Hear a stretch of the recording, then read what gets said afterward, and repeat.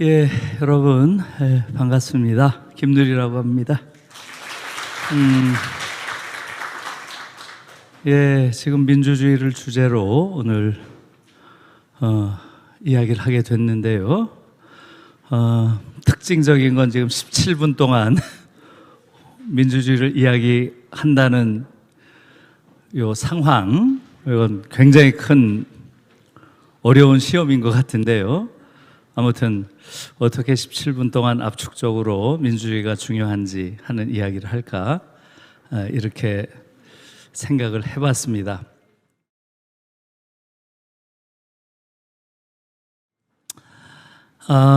지난번에 미국에서 아마 클린턴 대통령인가요? 아주 히트를 했던 구호가 있었죠. 바보야. 문제는 뭐라 그랬죠? 경제야 이랬죠? 예. 오늘 제가 여러분들에게 같은 이야기를 하고 싶어요. 바보야. 문제는 민주주의야. 이 얘기를 하고 싶습니다. 지금 한국 사회의 모든 문제의 근원에는 민주주의가 있습니다. 근데 우린 그렇게 생각 안 해요, 지금. 우리가 민주주의가 상당히 이루어져 있고요. 세계적으로도 인정받고 있고, 한국이란 나라는 이제는 아시아에선 최고 수준의 민주주의를 누리고 있고, 이렇게 생각을 하고 있죠. 과연 그런가요? 지금 한국 사회의 문제는 민주주의가 제대로 이루어지지 않았기 때문에 생기는 문제라고 저는 확신하고 있어요. 여러분, 지난번에 우리 대통령 선거에서 가장 큰 주제가 뭐였나요? 가장 큰 주제가 뭐였어요? 모든 후보가 나와서 외친 게 뭐였죠?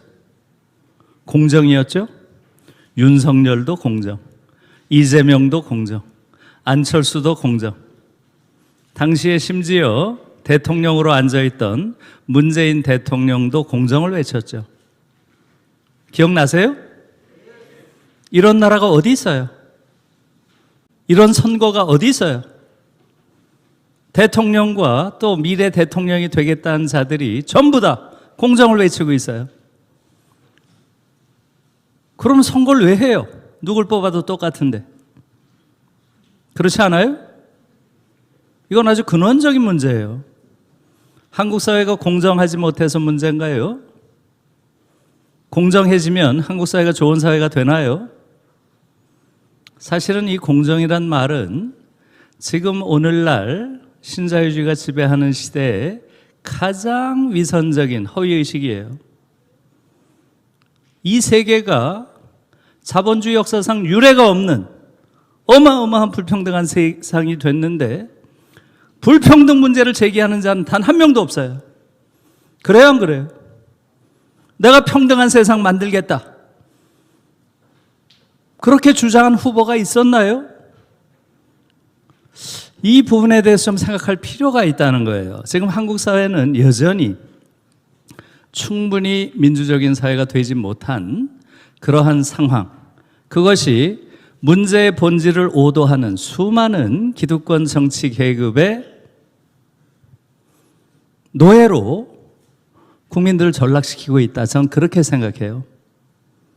심지어 우리보다 훨씬 더 자유주의적이라고 하는 미국에서조차도 버니 샌더스나 엘리자베스 워렌 같은 민주당 후보들이 뭘 외쳤나요?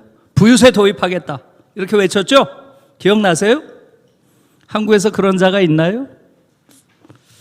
지금 한국 사회의 핵심적인 문제는 사회가 민주적으로 성숙하지 못한 상황에 있기 때문에 그러한 기만적인 정치가 여전히 작동할 수 있다고 저는 보고 있어요. 그래서 지금 한국 사회의 핵심적인 문제, 이 불평등 문제라고 하는 것, 이것은 왜 그렇겠어요? 이것은 경제민주화가 제대로 이루어지지 않아서 생기는 문제죠.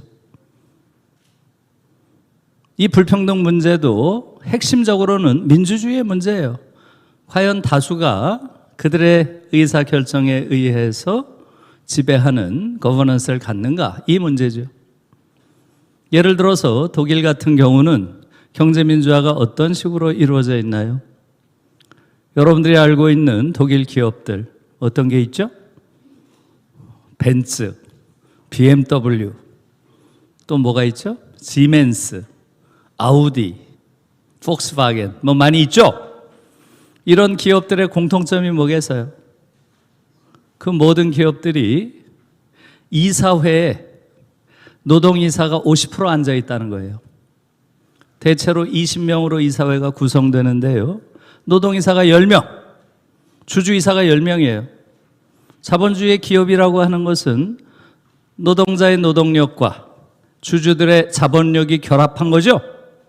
당연히 가장 민주적으로는 이 민주적인 기업이 되려면 절반이 앉아서 이사회에서 최종적인 결정을 해야 되겠죠. 오늘날 사실상 독일 경제가 위기 속에서도 세계에서 가장 잘 나가는 이유는 다른 이유가 아니에요. 경제 민주화가 되어 있기 때문이에요. 기업 내부에서 노동자들의 절반이 이사회의 권력을 가지고 기업을 통제할 수 있다고 하는 사실, 이것이 독일 경제를 강하게 하는 결정적인 요인입니다. 이런 부분에 대한 성찰이 있어야 되고요. 지금 한국 사회에서 모두가 나와서 공정을 외치는 이유는 뭐예요? 이유가 없는 건 아니죠. 너무너무 불공정한 사회니까. 여기에 대해서 국민들의 분노가 치솟고 있죠. 왜 불공정하겠어요?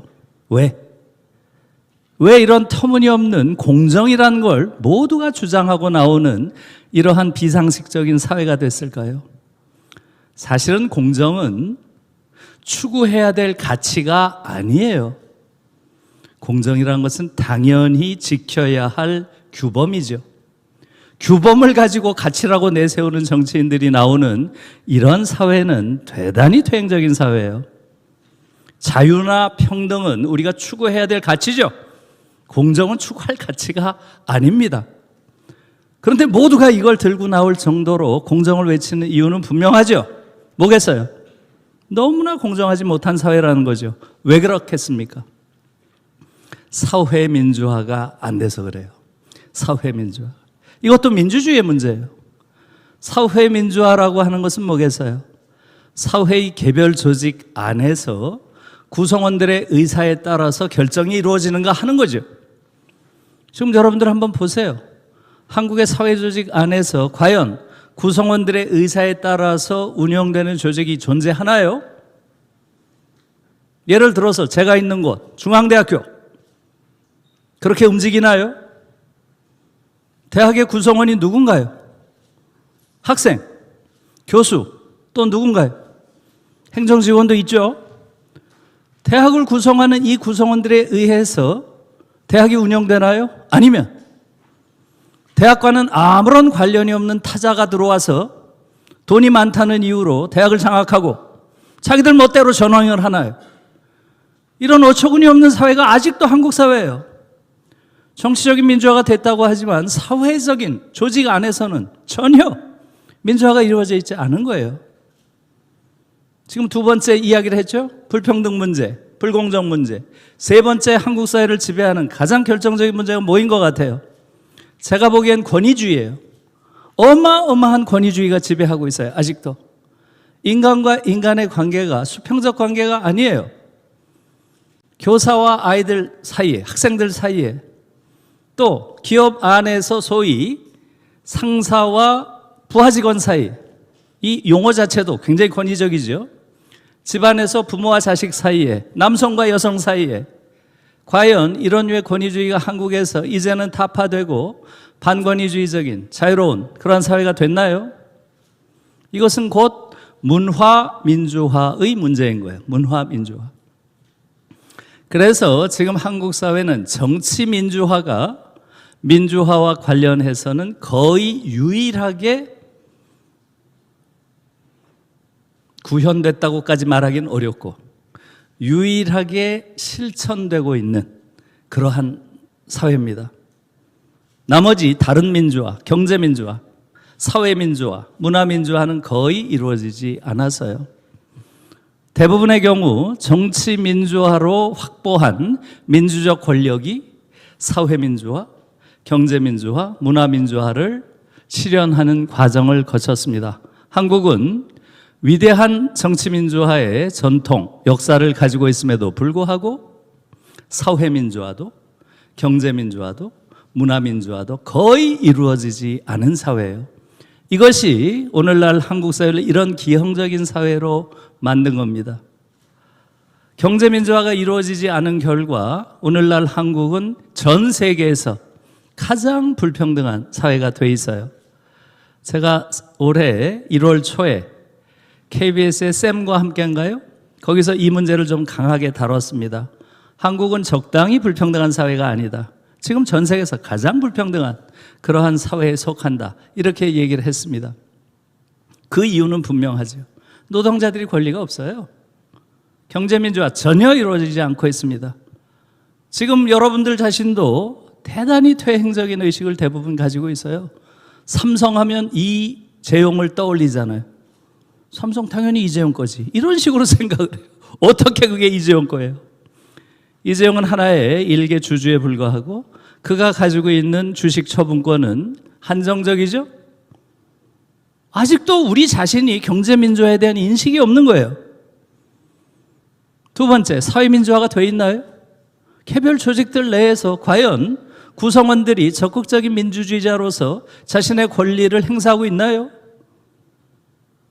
문화민주화 말할 것도 없어요. 사실은 한국 사회가 민주화됐다고 하지만 우리의 일상에서 민주주의를 경험하기 어려운 이유는 지금 말씀드린 대로 정치민주화를 기반으로 경제민주화, 사회민주화, 문화민주화 이걸 이루지 못한 데 있는 거죠. 이런 가장 중요한 원인은 어디에 있을까요? 몇 분 남았나요? 역시 시간 6분 남았나요? 민주화를 또 생각하시네요. 예, 좋습니다. 예. 예. 아, 네, PPT요? 예. 네. 가만히 있어. 예, 그래요. 예. 자료 민주화. 아, 지금 좀 시간이 부탁드립니다. 아까워서 난 지금. 시간이, 예, 하나를 네. 이렇게 보여드릴게요. 예. 좋습니다. 여러분, 왜 한국 사회가 이렇게 한편으론 위대한 정치, 민주화를 이루었고요. 일상에선 전혀 민주적이지 못한 사회가 됐을까요? 기형적인 상황이죠. 왜 그럴까요? 그것은 바로 교실에 근본적인 문제가 있습니다. 여러분, 한국에서, 한국 교실에서 12년 동안 교육을 받은 인간은 어떤 인간이 될 것 같아요? 어떤 사람이 될 것 같아요? 한국 교육을 특히 잘 받았다. 너무 잘 받았다. 모범생이다. 이런 사람들은 어떤 인간이 될 것 같아요? 성숙한 민주주의자가 될 것 같아요? 아니면 위험한 파시스트가 될 것 같아요? 누가 될 가능성이 높아요? 여러분이 보기에는. 예. 이게 가장 근원적인 문제예요. 오늘날 한국 사회가 겪고 있는 가장 결정적인 문제는 바로 여기에 있습니다. 한국 교육을 12년 동안 받으면, 특히 잘 받으면 잘 받을수록 아주 위험한 파시스트가 될 가능성이 높습니다. 그게 지금 한국 사회 근원 문제라고 저는 보고 있어요. 제가 어제 어느 신문에 칼럼을 썼는데 오만한 엘리트의 나라라고 썼어요. 전 세계 엘리트 중에서 지금 한국 엘리트들처럼 이렇게 오만한 자들을 가진 나라는 없어요. 어느 나라를 둘러봐도 없어요. 이렇게 오만한 자들이 지배하는 이러한 나라 어디 있어요? 지금 뭐 검찰은 말할 것도 없죠. 지금 그 사례를 들려면 제가 도저히 이 시간에 할 수 없어서 다 생략할게요. 여러분들이 다 알 테니까. 여러분, 한국의 교실은 왜 이렇게 됐을까요? 가장 일상적인 파시즘이 자행되는 곳이 한국의 교실이에요. 여러분들이 당연시하는 그 모든 것들이 반민주적인 거예요. 다시 말하면 한국의 교실의 논리는 뭐예요? 아이들을 끝없이 경쟁시키고 그 과정에서 끊임없이 우열을 나누고, 우열을 나누는 정도가 아니죠. 아이들을 몇 등급 등급을 나눠요. 넌 7등급, 8등급, 9등급. 12년 내내 아이들이 모욕을 당하면서 견뎌내지 않으면 버틸 수 없는 게 한국 교육이에요. 그 교육을 12년 동안 받은 자가 어떻게 기품 있는 인간이 되겠어요? 불가능합니다. 12년 내내 모욕을 당하는데 어떻게 기품 있는 인간이 돼요? 굉장히 중요한 문제라고 저는 생각합니다. 그게 지금 한국의 교실이고요. 끝없는 경쟁을 강요당하고 그 과정에서 끊임없이 아이들을 우열로 나누고 그 다음에 우월한 자가 열등한 자를 지배하는 걸 너무나 당연시하는 이러한 교실. 이 교실이야말로 완전히 파시스트들을 만들어내는 산실입니다. 여러분, 독일에선 1970년부터 경쟁 교육을 없애버렸습니다. 1970년에 교육 개혁을 하는데 이 교육 개혁의 핵심 모토가 경쟁 교육은 야만이다였어요. 왜 경쟁 교육을 야만이라고 얘기했을까요? 이것은 바로 히틀러 파시즘의 잔재를 근원적으로 뿌리 뽑기 위해서는 경쟁 교육을 없애야 된다고 생각을 한 거예요. 왜 그랬을까요? 히틀러는 세상을 어떻게 봤어요? 이 세상은 무한히 경쟁하는 거대한 정글로 봤죠? 그 정글 안에서는 다윈의 법칙이 적용됐다고 봤죠. 적자 생존, 약육강식, 자연도태. 이게 인간 세계에도 적용된다. 이렇게 봤죠? 그렇기 때문에 우월한 자가 열등한 자를 지배하는 건 너무나 당연한 일이고 강자가 약자를 지배하는 것도 너무나 당연한 일이고 그러니 이 우월한 게르만족이 저 열등한 유태족을 지배하는 게 뭐 잘못됐느냐 이런 논리를 했죠. 히틀러 파시즘의 논리를 잘 상기해 보세요. 끊임없는 경쟁, 우열의식, 지배사상이에요. 이게 지금 한국 교실을 지배하는 핵심적인 논리 아닌가요? 그런 교육을 12년 동안 받으면 어떻게 성숙한 민주주의자가 되겠어요? 불가능합니다. 이게 지금 한국인들이 자기도 모르게 일상의 파시스트가 돼가는 핵심적인 과정이라고 생각하고요. 여기에 대해서는 근원적인 성찰이 필요합니다. 게다가 사실 더 중요한 것은 학교에서 아이들을 가르쳐야 하는 교사들이 완전히 정치적 금치산자예요. OECD 38개국 중에서 교사의 정치적 시민권을 박탈하고 있는 나라가 어디에 있어요? 대한민국이 유일한 나라예요. 그것도 많은 사람들이 잘 몰라요. 여러분, 대한민국의 교실의 상황은 이런 것이죠. 경쟁이라고 하는 가장 핵심적인 파시스트 논리를 핵심으로 삼고 배우는 학생들은 정치적 미수가 취급을 하고 교사들은 정치적 금치산자예요. 이 공간에서 어떻게 성숙한 민주주의자가 탄생할 수 있어요? 불가능합니다.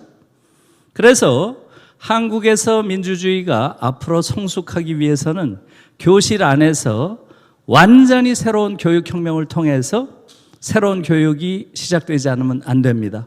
그걸 통해서 한국 사회가 이제는 경제민주화, 사회민주화, 문화민주화까지를 이루어내야 되고요.